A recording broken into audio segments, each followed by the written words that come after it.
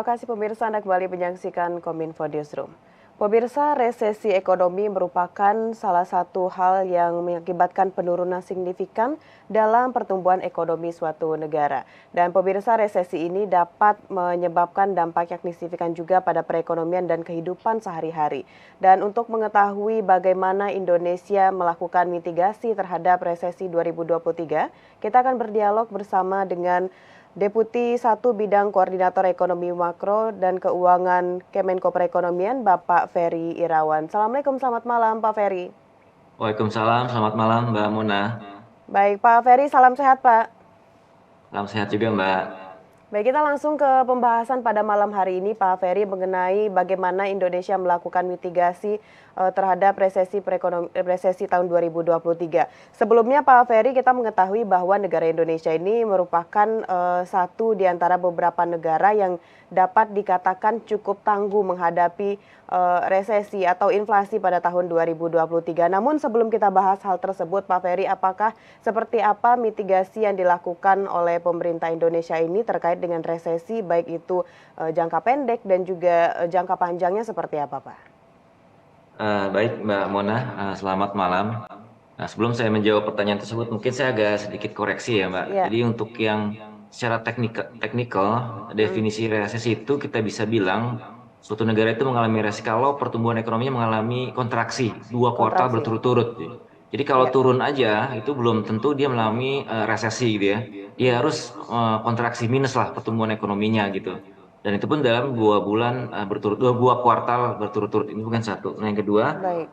memang sependapat yang disampaikan oleh Mbak Mona tadi gitu ya, bahwa Indonesia merupakan salah satu negara yang cukup resilient dalam hal pertumbuhan ekonomi. Tentu ini bukan satu hal yang datang dengan sendirinya. Ada berbagai kebijakan yang dilakukan oleh pemerintah untuk memastikan tadi jangan sampai pertumbuhan kita mengalami kontraksi gitu. Nah, secara garis besar, pertama mungkin kalau boleh saya quote juga untuk menunjukkan bahwa memang pertumbuhan ekonomi kan cukup resilient. Jadi kalau dari berbagai survei gitu ya, ada di Bloomberg misalnya itu menghitung berapa probability dari krisis suatu negara. Nah kalau dari sumber itu kita bisa lihat Indonesia masih pada satu tadi yang cukup resilient. Tingkat probability krisis sangat kecil Mbak gitu ya, sekitar 2%-an. Berbanding terbalik misalnya dengan berbagai negara seperti US misalnya yang probability of crisis-nya itu atau resesinya itu 65%, Jerman 60% gitu. Jadi memang apa yang kita sampaikan ini juga di recognize oleh berbagai lembaga gitu. Nah, kemudian data kita kalau kita bandingin definisi resesi dengan data kita, ini kalau kita catat sampai dengan kuartal pertama 2023 itu PDB Indonesia itu masih tumbuh di atas 5% selama 6 triwulan berturut-turut Mbak Mona gitu ya. Iya. Ini kemudian yang tadi menunjukkan evidence juga by angka bahwa kita memang cukup resilience. Nah, seperti apa kebijakannya? Tentu ada jangka pendek maupun jangka menengah panjang gitu ya. Seperti yang Mbak Mona tadi sampaikan. Di dalam jangka pendek tentu kita menjaga berbagai indikator yang mungkin bisa tadi meningkatkan daya tahan apakah dari sisi konsumsinya, investasinya maupun ekspor. Jadi Mbak Mona, kalau kita di ekonomi, kita kan menghitung PDB itu ada dua pendekatan gitu ya. Nah, kalau kita pakai pendekatan yang sisi demand, itu ada beberapa komponen yang kita hitung. Pertama, konsumsi masyarakat, yang kedua adalah konsumsi pemerintah, yang ketiga investasi, yang keempat sektor perdagangan internasional atau ekspor gitu. Nah, di komponen yang terbesar, karena kita memang size ekonominya besar, itu yang terbesar adalah tingkat konsumsi masyarakat gitu. Sehingga kunci dari mitigasi resesi tadi itu penting untuk bagaimana kita bisa menjaga daya beli dari masyarakat kita atau menjaga tingkat konsumsi masyarakat kita. Nah, ini ada beberapa kebijakan Mbak yang kita lakukan. Pertama tentu yang namanya daya beli masyarakat itu akan faktor pentingnya adalah inflasi, Mbak. Jadi kalau kita Ya. bisa jaga inflasinya, maka insya Allah tingkat daya beli, tingkat konsumsi masyarakat itu kita bisa jaga, Mbak. Nah ini pemerintah punya cukup kuat kelembagaan gitu ya. Ada tim pengendali inflasi baik pusat maupun daerah.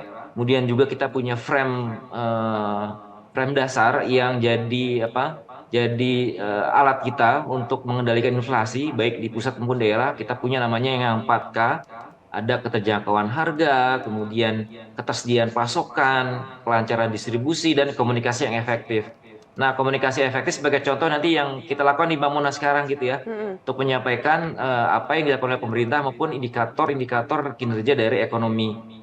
Yang lain, Mbak, kita untuk menjaga daya beli, kita punya buffer untuk masyarakat kita yang menengah ke bawah. Kita punya berbagai bantuan sosial yang kita pergunakan untuk tadi menjaga kalau terjadi shock atau dinamika dari ekonomi, masyarakat kita yang tergolong miskin itu bisa kita jagain daya belinya. Contohnya apa? Kita punya program Keluarga Harapan, program Indonesia Pintar, kartu sembako dan yang lainnya, Mbak. Ini bagian dari kita untuk menjaga daya beli masyarakat. Kemudian tadi di samping daya beli, kita penting juga quote bahwa pasar domestik kita karena size ekonomi kita besar itu cukup kuat gitu ya, cukup bisa kita jadikan penopang. In case dinamika globalnya memang seperti yang tadi kita diskusikan nggak terlalu cukup bagus. Nah, kita punya berbagai kebijakan, misalnya ada apa? Ada lokal konten, kemudian untuk membiayai apa, aktivitas UMKM, pemerintah juga punya program yang namanya kredit usaha rakyat. Ini Mbak, untuk kredit usaha rakyat untuk tahun 2023 itu yang total plafonnya itu ada sekitar 450 triliun, Mbak. Ini yang sudah kita distribusiin ke bank penyalur itu sekitar 415. Ini juga jadi instrumen penting kita untuk tadi menggerakkan aktivitas UMKM. Kalau Ya. aktivitas UMKM-nya bergerak, maka mudah-mudahan ekonomi domestik kita masih bisa tumbuh. Yang lain itu juga ada tentu APBN itu jadi penopang utama kita. Jadi kami di kementerian lembaga misalnya sudah punya IKU kira-kira dari total anggaran yang ada itu yang kita harus spending untuk belanja domestik atau ke UMKM kita juga sudah ada, Mbak, targetnya gitu, Mbak. Ini bagian penting kita untuk tadi bisa menjaga aktivitas ekonomi domestik. Yang lain tentu ekspor. Jadi memang meskipun ada dinamika di dalam ekonomi global kita, kalau kita cermati sebenarnya beberapa negara itu masih punya pertumbuhan ekonomi yang cukup baik, Mbak, yang size-nya besar, kemudian juga pertumbuhan ekonomi cukup baik, sehingga kita perlu jeli gitu ya untuk tadi memilih mana negara yang bisa kita jadiin target apa untuk kerjasama perdagangan, kemudian juga diversifikasi di dalam hal komoditasnya. Tidak hanya negara, tapi juga komoditasnya. Itu berbagai hal yang kita lakukan. Yang lain tentu Mbak, SDM itu jadi penting. Peningkatan produktivitas maupun pemberdayaan SDM itu jadi salah satu program prioritas kita. Kami di Kemenko Perekonomian itu mengkoordinir program Kartu Prakerja. Ini bagian dari upaya kita untuk memastikan kita punya cukup resource SDM untuk mengadres berbagai tantangan yang ada. Sampai dengan bulan Juni itu yang sudah menerima itu 16,8 juta, Mbak, totalnya dari sejak kita luncurkan. Kemudian juga kita Baik. juga tentu punya proyek strategis nasional, Mbak. Jadi kalau kita lihat untuk proyek infrastruktur itu total PSN itu ada 210 proyek, kemudian juga ada 12 program gitu dengan total 5.746. Ini yang kita harapkan dalam jangka pendek bisa juga menstimulat ekonomi kita, Mbak. Tentu di dalam jangka menengah panjang juga kita siapin untuk peningkatan daya saing, antara lain implementasi Undang-Undang Ciptaker, kemudian juga yang menarik mungkin nanti kita bisa elaborate ya Mbak Mona ya, Ya, hilirisasi. betul. Ini juga satu hal yang kita andalkan untuk mengungkit pertumbuhan ekonomi kita lebih baik lagi. Nah, yang jelas Mas, seperti yang juga kemarin disampaikan oleh Bapak Presiden, kita on the proses untuk penyusunan rencana pembangunan jangka panjang nasional tahun 2025 sampai 2045, Mbak. Jadi ini bagian dari strategi jangka menengah panjang kita yang secara formal inilah kita proses. Mudah-mudahan bisa kita segera Baik. formalkan dalam bentuk undang-undang sehingga kita punya guidance dari 2025 sampai dengan 2045 itu strategi apa saja, mau target-target apa saja yang kita perlu lakukan, Mbak. Mungkin itu sebentar dari kami, Mbak. Mona. Baik, baik Pak Ferry, tadi ada beberapa hal yang telah dilakukan oleh pemerintah untuk bisa memacu pertumbuhan dari perekonomian di Indonesia. Lalu dari beberapa hal yang Pak Ferry sampaikan tadi, apakah sejauh ini pemerintah sudah melihat peluang baru untuk bisa mempercepat pertumbuhan ekonomi, namun masih dalam tahapan diskusi begitu Pak? Sudah ada sejauh ini pemerintah melakukan tinjauan, Pak Ferry?